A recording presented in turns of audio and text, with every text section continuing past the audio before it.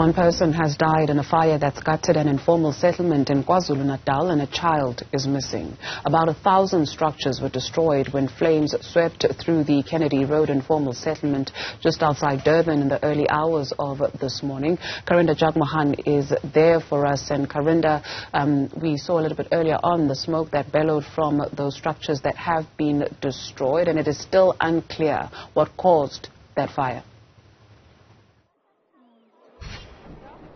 It is still unclear what has caused this fire, but what we know from the residents we spoke to is that they need urgent help, urgent relief, but over and above this, better living conditions going forward.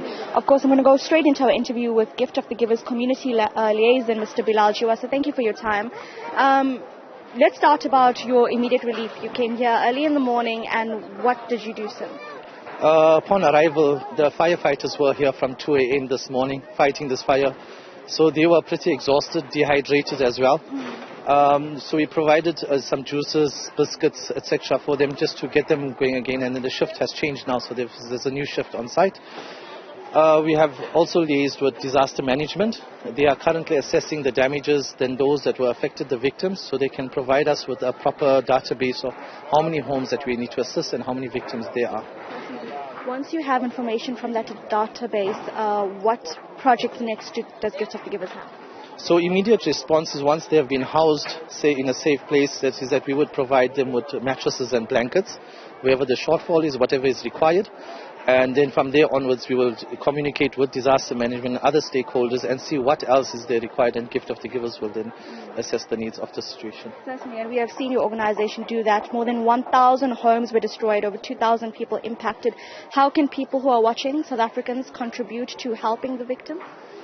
They can contribute directly to Gift of the Givers because disaster response is our number one priority, and we are always on standby. We always have ready goods on standby. Our teams are always on standby. So we have to anticipate these things to happen. There has been one death noted as well. So we will find the family and see what sort of assistance we can. Gift of the Givers also have a counseling department, so we will see if that's required as well. People really need that here. So as my colleague Lungelo maybe plans to show our viewers the destruction, tell us about your concerns regarding continuous fires at settlements like this. The concerns are deep because it's a regular occurrence. There are many factors to take into consideration: the infrastructure, the need for a proper home. Some of the electricity connections are illegal.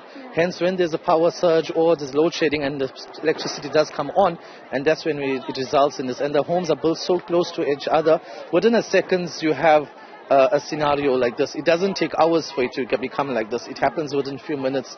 And unfortunately, there's a lot of loss. Financial loss. Even schools will start on Monday or Tuesday now. There's no uniforms for the children, food. As you can see behind us, a mother's just got her burnt stove, a kid standing behind us.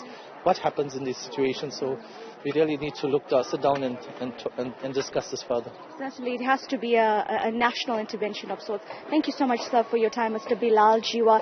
He is from the Gift of the Givers, and there you see Dudu, the destruction before you, and like he says, this happens within seconds of the fire really spreading like wildfire through this informal settlement. And he says it's a regular occurrence, not just in Durban, but countrywide. And you can see their firefighters, people just trying to pack again. Perhaps my colleague we can slowly pan to where the body of a child was found just earlier today, where we saw police officials and law enforcement authorities, the fire department, retrieving the body from the really burnt down structure, and the community had rallied around that family. In fact, they were quite, they didn't want really the camera there at that time. It was an emotional moment for them, so we did give them that privacy. But right now, they, like many other families, are just trying to understand how they will move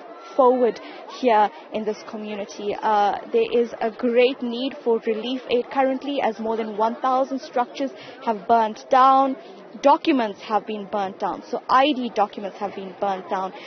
The residents here have lost their clothing, their work clothes, their school clothes, and their groceries that they had bought for the month also perished within minutes as this fire ripped through this community.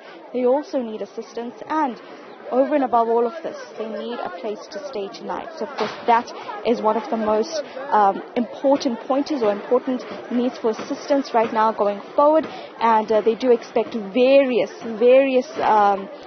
national departments to come through and actually assist here. Yeah.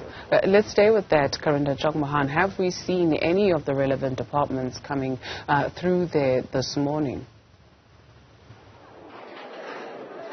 Well, at this point where I stand, we're seeing the fire department, so that's the eThekwini Metro Fire Department right now. It is a wide area, a large community, so I can't say that we've not seen anyone. They might be on the other side of this area. We've seen the South African Police Services. We've also seen various eThekwini departments on the ground. But of course, we're yet to hear officially from the municipality on what will happen going forward and what has happened so far, especially regarding a place to stay. Later on, we'll play you some of the sound bites from residents who spoke to us, where one woman crying says that it's not only this that is a disaster, but really the living situation of just living in an informal settlement where something like this could happen in a flash. And going forward, she says that there needs to be better living conditions. There needs to be subsidized housing, because many of the residents here are living under the poverty line, and that is why they are living here. They need better assistance. They need help to go forward, because we know there's an unemployment crisis.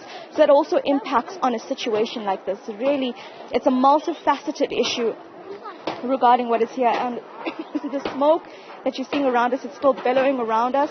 And so you can imagine for the rest of the day, residents will be really just here in the smoke trying to figure out what to do going forward. It's also very hot for them, so it's not a pleasant situation at all here to do. Not at all. Karinda, Jagmohan, thank you very much for that update as we see plumes of smoke there at the informal settlement that has caught fire in KwaZulu-Natal on Kennedy Road. We understand that one person has died. A body of a child was found.